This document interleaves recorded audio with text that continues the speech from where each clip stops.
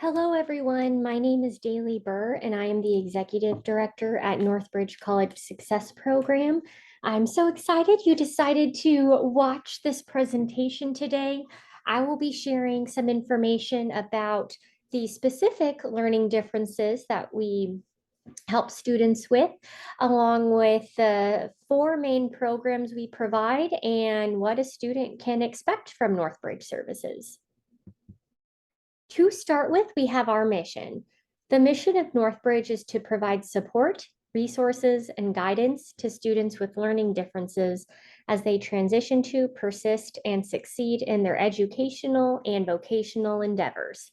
Simply put, we help students in high school and/or college reach their goals. This may include getting a certification, achieving a associate's degree, bachelor's degree, master's degree, or any other type of, I should say, certification that is necessary for them to advance in their own career field. Next, we have what is a learning difference? So learning differences affect one's ability to adequately learn, process, and retain information. They commonly include autism spectrum. Of course, everyone here knows what that is, ASD.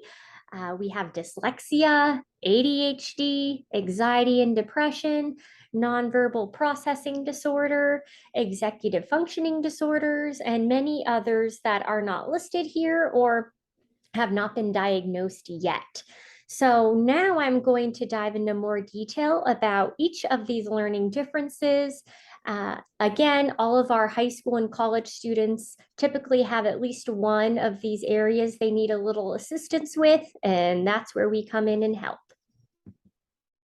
First, we have the autism spectrum disorder, also known as ASD. Now, autism is a neurological difference that impacts how an individual interacts with the world around them. So, according to the CDC, around 1 in every 54 people is identified as autistic, typically more boys than girls. The autism spectrum affects the following areas: social interaction, communication, feeling, moving, and thinking. So as we can see from this list, that's pretty much every aspect of life. And so typically for our students with autism, they are pretty high functioning, right? Incredibly intelligent. They just need a little help, right, with the executive functioning side, reaching out to their professors, group work, group projects, and really just understanding the importance of taking courses that aren't only necessary for their degree, but also might be a requirement in a way they don't quite see yet.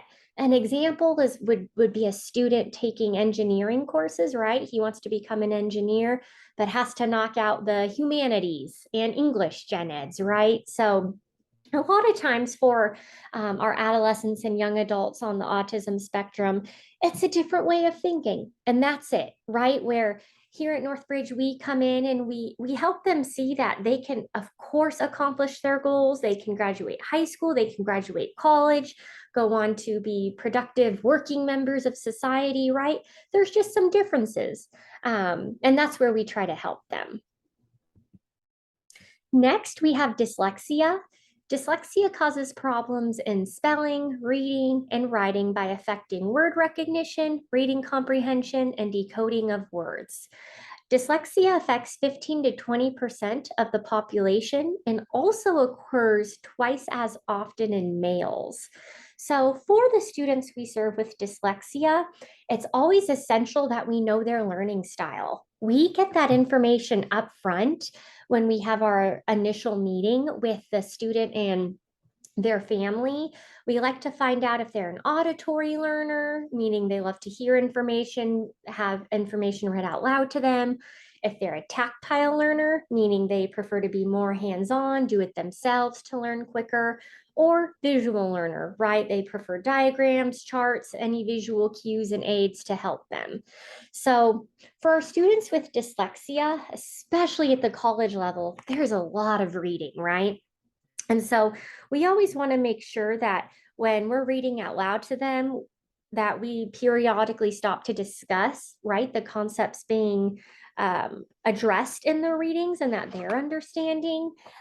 Also knowing how to use the chapter summaries and headings, which helps sum up and reiterate the information. Note taking is a big one. Of course, students with dyslexia typically are not big fans of reading and writing to begin with, which is totally understandable.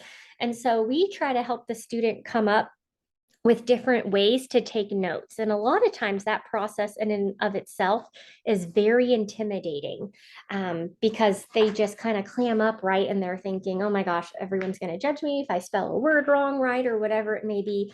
And that our whole point with the NorthBridge sessions is to really knock down those barriers, right? And just meet the student where they're at. And so as far as note taking goes, we do help them write notes to begin with so that they can get the hang of it and get comfortable. But then we empower them, right, to find a note-taking method that works. That could be the Cornell style, which is a little more visual oriented. It could be, creating a mind map with the bubbles, again, more visual learning. It could also be just recordings, right? Listening to them if they're an auditory learner. And then, of course, we have, the brainstorming, jotting down really an outline and based off of the headings and the readings, making sure that, they stay on task and can follow those headings and write notes accordingly. So those are just some examples, and that's just with the readings, of course, right, that we help our students with dyslexia. Again, they're incredibly intelligent. It really just is a matter of decoding the words, right, and putting them in the right order and taking their time, right, and not feeling rushed. Next, we have ADHD, also stands for Attention Deficit Hyperactivity Disorder. ADHD is a chronic condition including attention difficulty, hyperactivity, and impulsiveness. It generally begins in childhood and can persist into adulthood. Honestly, it seems like a lot of adults lately have been diagnosed with ADHD and something clicks in them and they think, oh my goodness, this makes so much more sense, right? As far as if they've had a hard time focusing with limited attention, or they have extreme focus, right? It's just maybe only 5 to 10 minutes at a time, and then they move on to something else. And that's where the hyperactivity comes into play. So some common treatments with ADHD include medication and talk therapy. The interesting aspect, though, is that everyone with ADHD has an executive functioning disorder, but so do many adolescents and young adults without it.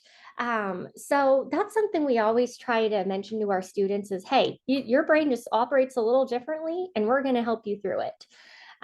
So really some ways that we help, or try, I should say, to help our students increase focus, those with ADHD, is finding a quiet area to work, right? Especially if a session is virtual, reminding the student to meet in a quiet area without any distractions and making sure they prioritize that. Next is supplementing readings with videos, diagrams, hands-on lessons. This really just, by varying the teaching methods, right, helps the student keep their attention span and learn and actually retain the information as well. We always want to assist the student in maintaining a structured plan. This could be through Google Calendar, a hard copy planner, really any type of time management plan that they are able to check every day, at least once a day, to help keep themselves on track, right? And know when their next appointment is, if they need to be working on homework, etc. So we always try to break down, big assignments and tests into smaller, more manageable tasks. This is mainly to prevent the overwhelming sense of doom, right? Where they're thinking, oh my goodness, I have this huge midterm coming up, right? It could be a 10-page essay and they don't even know where to begin, right? They feel paralyzed, so they don't begin, and then procrastination sets in. We try to prevent that from happening with the student by breaking it down in that first session, right? And saying, okay, let's say we have a 10-page paper. We're going to break it down into these 20 small steps.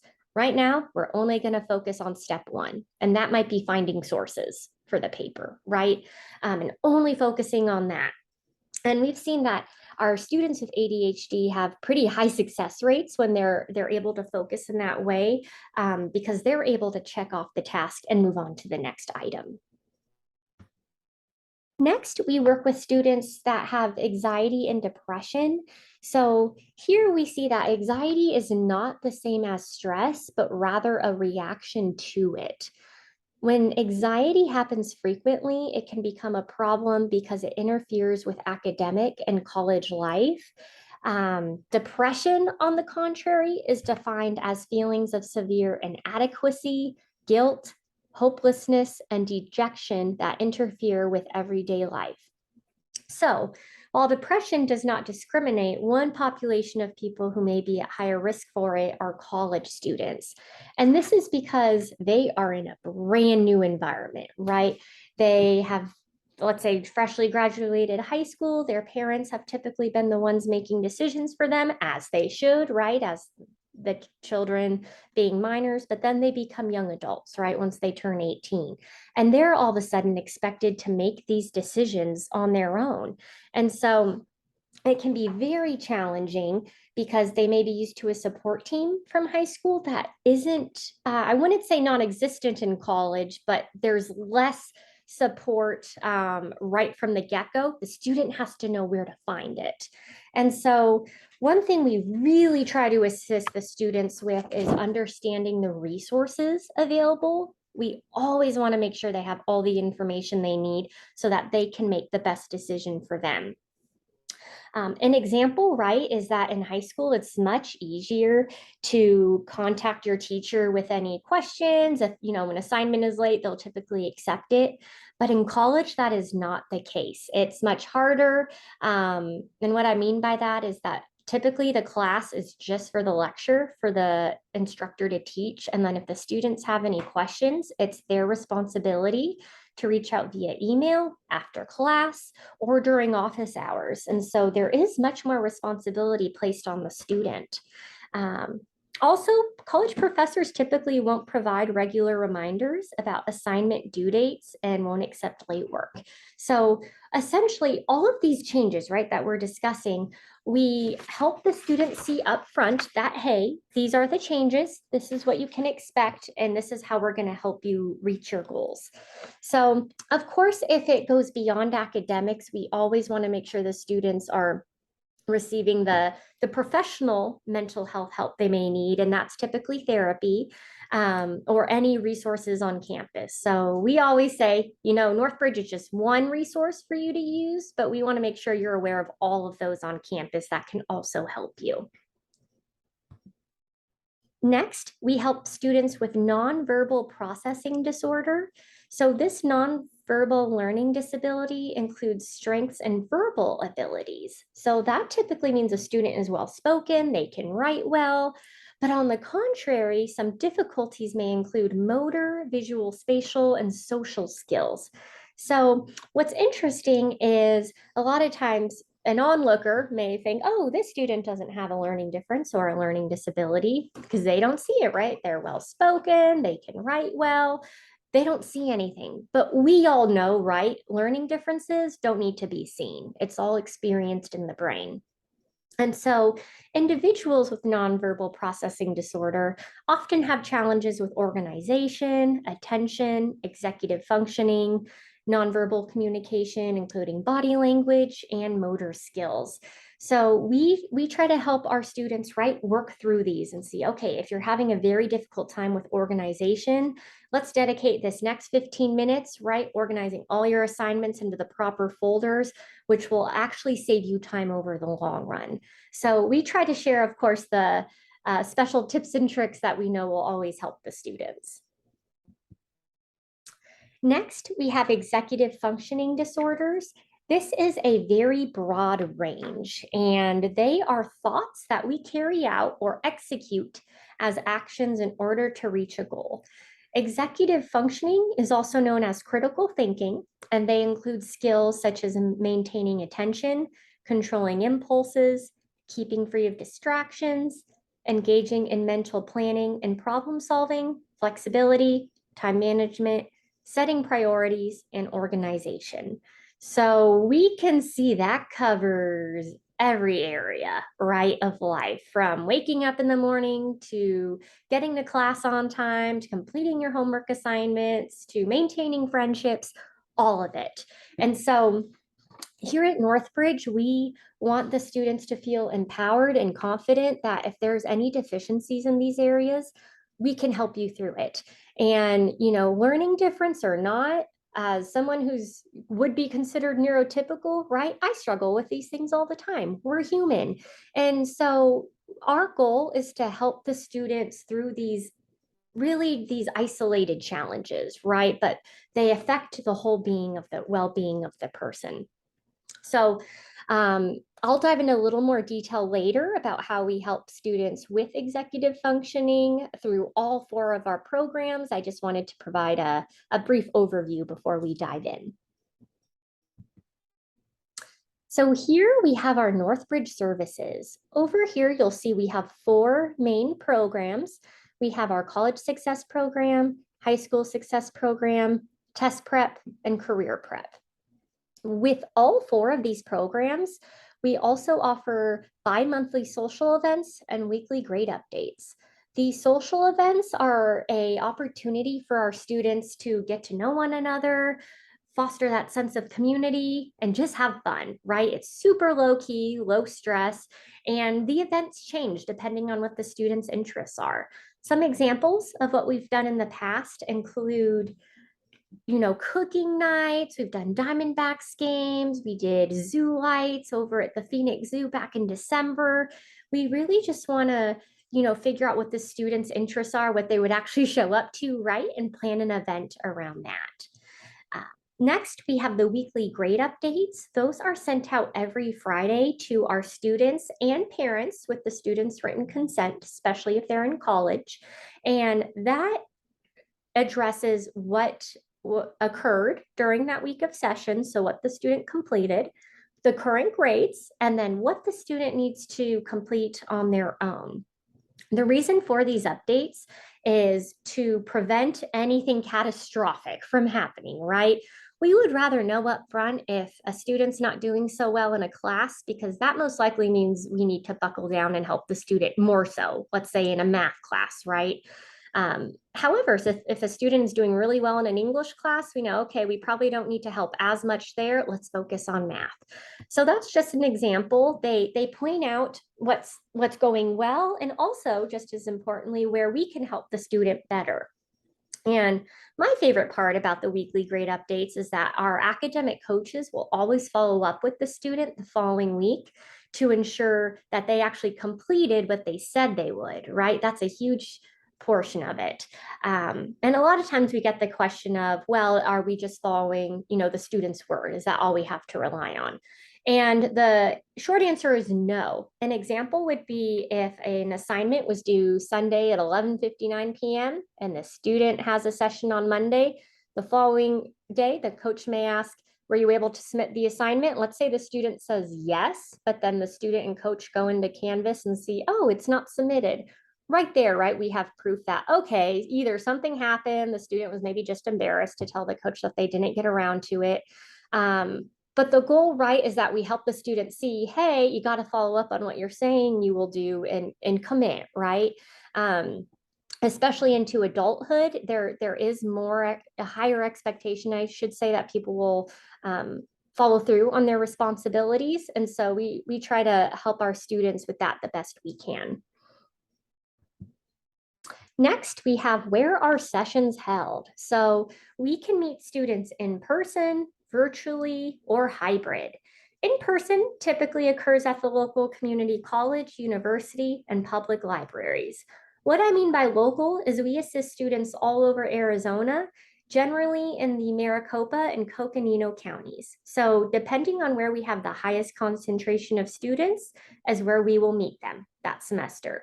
An example, maybe we have 5 students up at NAU, 5 over at Scottsdale Community College, let's say 10 over at ASU, etc. We would make sure to have staff at each of those locations. So NAU, ASU, and SCC. Now, sometimes what may happen is we only have one student, let's say over at Glendale Community College, and we'll do our best to meet them in person if our staff have availability. But typically, a virtual or hybrid format may work best for that student because then they can have one in-person session, perhaps one virtual session, and kind of blend the two into a hybrid. I'd also like to state here that we typically advise 1 hour of NorthBridge support per 3-credit class. So an example, if students are taking 3 classes at the college level, we advise 3 hours of NorthBridge support. And scheduling, right, changes from semester to semester, mainly because student schedules change and therefore our staff schedules change as well, contingent upon what classes the students are taking. So next we have our academic sessions. So just to reiterate, our academic sessions incorporate executive functioning skills. For the purpose of this slide, I will just focus on the academics. So each of our students are assigned a NorthBridge coach. This will be their coach through the entire semester. And that coach will help the student address specific questions from schoolwork, work through difficult problems and concepts, edit assignments, assist in reading and understanding instructions, and submitting assignments properly. To provide a real life example, as far as that last one, submitting assignments properly, a lot of times in the syllabus, the instructor will state that the student must submit an assignment via email and through the online portal, whether it be Blackboard, Turnitin, or Canvas. So the student, right, will work really hard on this essay or the assignment, put all the work they can into it, and then submit it online. However, they'll forget typically to email it as well. They think, okay, I submitted it, we're good to go, I just need to wait for my grade. The challenge there is then they'll receive feedback from the instructor where it either will be a 0 or partial credit, even though they already spent all this time and effort on submitting and completing this assignment. And so we do our best to ensure the students understand the expectations up front and follow up with them that they actually submitted these assignments properly. Next, we have our executive functioning skills. So again, they go hand in hand with academics. As the student is taking courses, they naturally work on executive functioning. These commonly include time management skills, prioritization, organization, self-advocacy, and communication skills. So one item I'd like to focus on here is the self-advocacy. Many times at the high school level, a student will have an IEP or a 504 plan, but in college, it's completely different. They will need that in order to receive accommodations, or a psych evaluation for that matter. But the accommodations are really all the student can receive at the collegiate level. And so the disability resource manager always wants to hear from the student and see what the specific difference or disability is before assigning those accommodations, which typically may include, a note taker, a recording pen, extra time on tests, etc. And so the DRS manager wants to see that the student can advocate for themselves in order to receive these accommodations. And that can be tricky, right? Because a lot of times in high school, the parent's always done that. The student hasn't had to. So we try to coach our students through this and let both parent and student know up front, hey, this is what college is looking at. These are the differences. And really just prepare the student the best we can through role play, right? Having prepared questions to bring into that initial meeting to receive accommodations. Another area we really focus on is time management. So a lot of the students, right, this is their first time really managing their own time, whether it be doctor's appointments, their classes, times with friends, homework, all of it, as they're now in the driver's seat and they have this responsibility. And so we utilize really whatever is the best fit for the student to make sure they check it every day.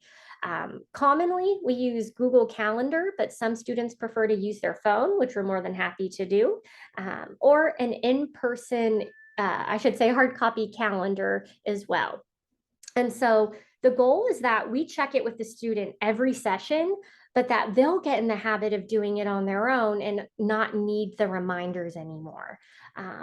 To reiterate, the goal of NorthBridge sessions, right, is that the student is learning these skills and becoming more confident and independent in their own abilities.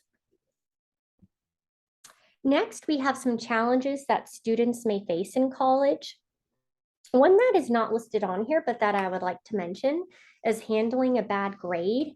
So the curriculum, right, in college is just harder. And a lot of students may initially panic, right? They think, oh my gosh, I maybe did not do so well on a midterm, and they feel like there's no way to get their grade back up. So essentially what happens is, of course, the grade updates, right, help explain what the problem is if there's a bad grade, but our goal is to help the student through it. And so we always want to troubleshoot and see if there's any opportunities for extra credit, right? Reaching out to the professor ASAP, see if there's test makeups, anything like that. Then, of course, creating an action plan. So discussing what could be done differently, if there's just been a high level of testing anxiety, talking with the student about how they can do better next time and brainstorm methods, and really just putting that plan into action. And so it can be challenging because students may not have received a bad grade before until they get to college. And we're here to help them through those new challenges. Some other challenges that students may face include registering with disability services, selecting an appropriate course load. I would like to pause here and give a real life example. A lot of times when students are enrolling for the first time at either community college or university, the academic advisor may, recommend 4 to 5 classes, right? That's a full-time student course load. And the student, right, not realizing that they can choose to take less courses, with all guns blazing, decides to enroll for all 4 or 5 classes, and then just flounders throughout the semester, realizing they didn't set aside enough time to complete homework, to study for the tests. They're constantly stressed because the overall course content is just much more challenging, and they're expected to do so much of it on their own. And so what may happen is then the student either has to withdraw from the course or fails the course. Their confidence is shot, and then their GPA is also declined, and it takes a really long time to get it back up, right? And so what we always want to make sure the student knows up front is that academic advising is there to give you the classes you need, but you have full control of the timing of when you want to take them and how many. Of course, when the student wants to take them depends on, the commitments of that semester. And the timing is really contingent upon how many they want to start with. So we typically advise 2 to 3 courses that first semester so that the student is able to get acquainted with the college campus, understand how the classes work. It's just a new environment, right? And we all need time to adapt to change. And so why rush it, right? When we can make it easier on the student. College is hard enough. There's no reason to make it harder. And so that's something we always want to make sure our students know. Of course, it is ultimately their decision. If they want to take 4 to 5 classes up front, more power to them. We just want to make sure they have all the information available to them. Next, we have balancing social and academic commitments, choosing a major, whether to attend community college or university. Overall schoolwork and socializing are more difficult, especially when it comes to making new friends.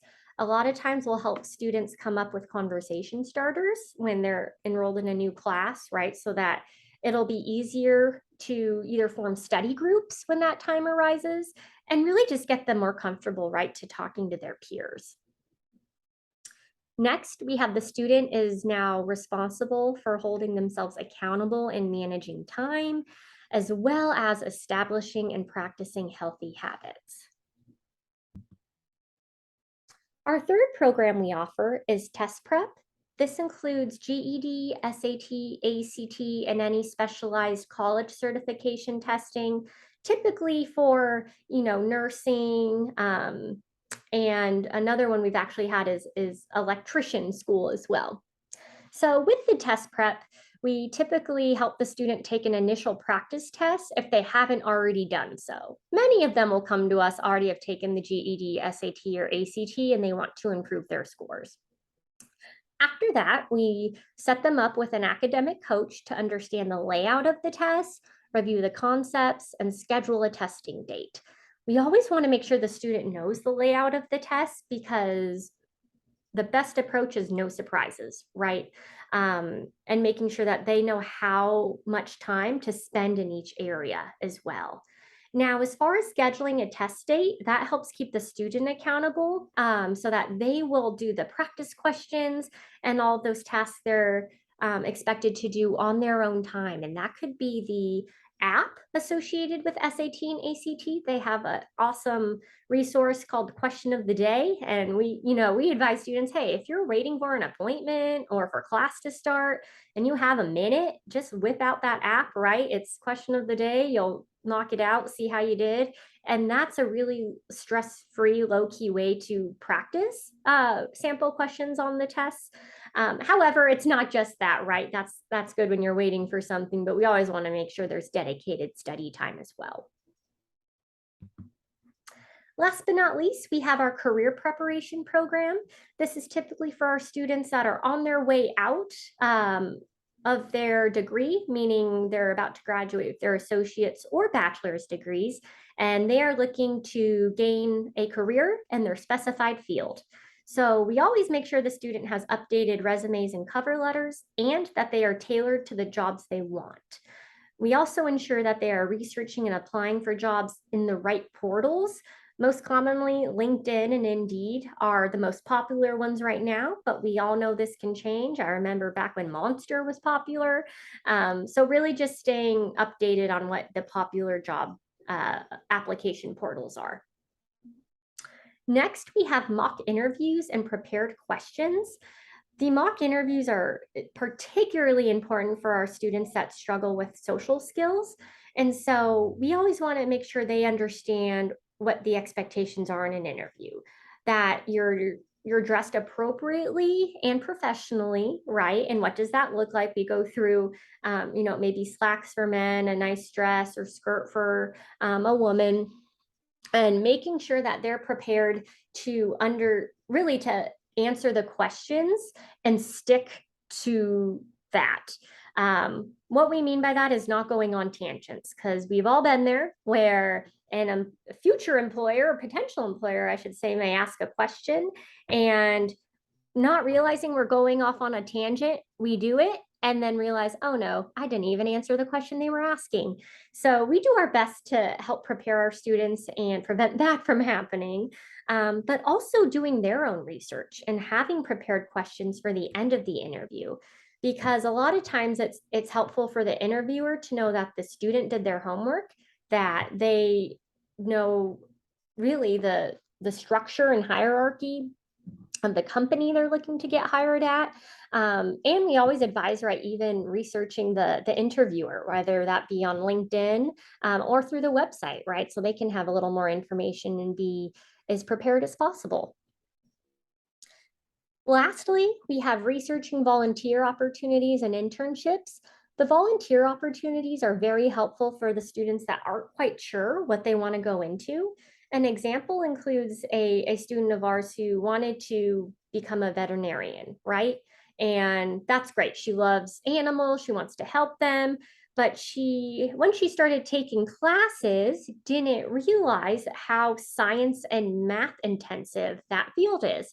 And so while she was volunteering, right, and helping with the animals, what she realized is she prefers actually to just keep it a volunteer gig and not pursue a career, because she knew it would require heavy amounts of science and math that she just at that time wasn't ready to persist in.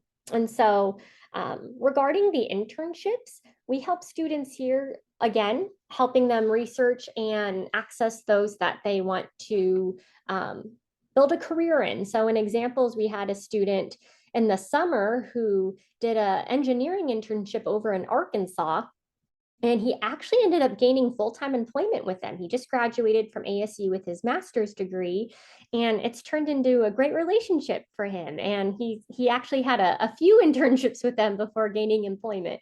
So that's a success story too, is again, helping the students figure out, right, that it's not a one size fits all approach. Many of us have no clue what we want to do when we quote unquote get older, and that's okay, right? But what are your strengths? What's something you enjoy doing, and tapping into that through volunteer and internship opportunities?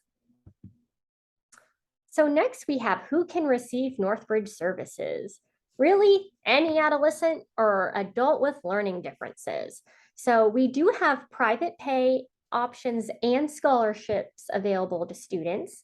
There is zero cost for receiving NorthBridge services if you are an individual receiving support through vocational rehabilitation services, also known as VR. The Empowerment Scholarship, also known as ESA, or through a local organization, Arizona Friends of Foster Children Foundation. I would like to clarify that with VR, we are a tutoring vendor with them. So students that need tutoring support, typically they can request NorthBridge, and we get the ball rolling. We meet with the VR counselor, the family, and get the student set up with NorthBridge sessions. Next, I would like to share a quick testimonial on a student that has received NorthBridge support. I could talk all day, right, about the services we provide, but it means nothing if you don't hear it from the student. So I'm going to take a moment to share that.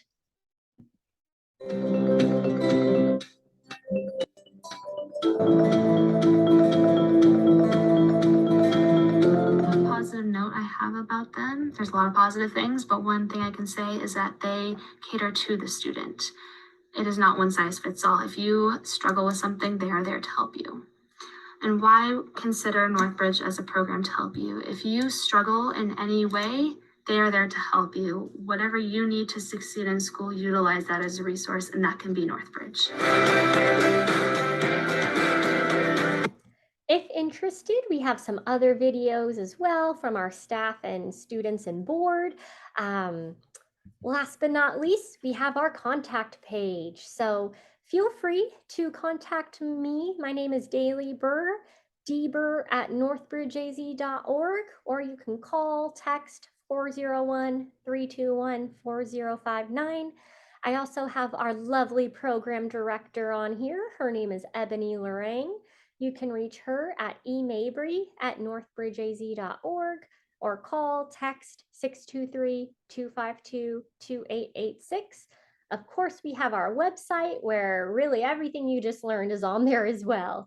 So thank you so much, everyone, for taking the time to listen to me today. I hope you learned more about the students we serve with learning differences, and look forward to hearing from you soon. Thank you so much.